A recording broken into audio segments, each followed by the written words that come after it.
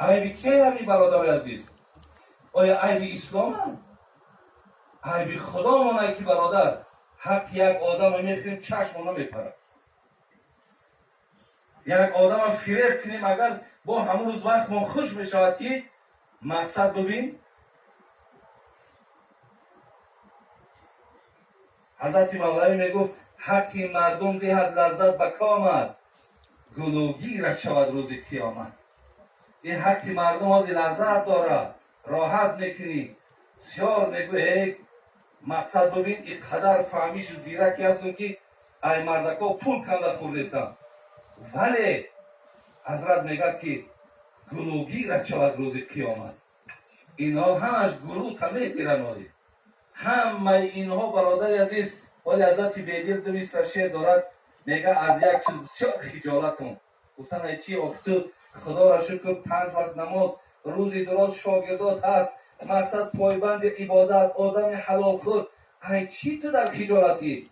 میگه از این خجالتون که مبادا در روز قیامت یکمان دعواگر بالام نبراید و در بین این محشرگاه در خجالت ماند.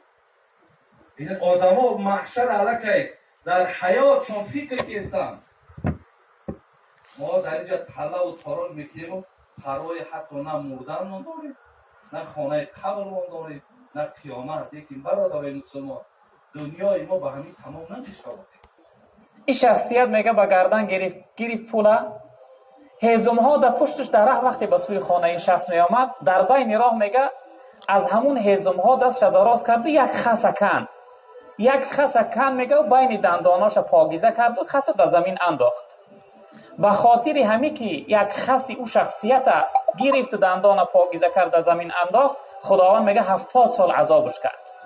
70 سال پروردگار عذابش کرد. به چه خاطر؟ حق بنده من خیانت کرد. یک خس، برای یک خس خداوند میگه مؤاخذش کرد، سختگیریش کرد. به همین خاطر حق مردم در روز قیامت این بسیار گلوگی است. اگر خس هم باشه امروز در نظر ما نمی نماید. ما در نظر هم میگه چه میگیم؟ یک خس است، یک چیزی اندک است، اما در روز قیامت جوابش کدام است.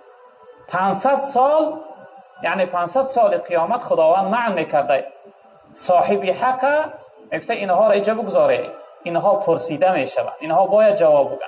خداوند حق چه میبخشیده اما حق بنده هاش نمیبخشیده. یعنی مفلس، بیچاره و بدبخت، کمبغل و نادار از امت اسلام شخصیتی بوده است که امروز حق مردم خیانت میکنه، حق مردم آزار میداده. برادرای عزیز بزرگوار، خودتون نگاه کنید از مردم آزاری، زبانها را نگاه بدارید. پیغمبر بزرگوار صلی الله علیه و سلم پرسیدند که بهترین مسلمان کیه؟ کدام شخصیت است؟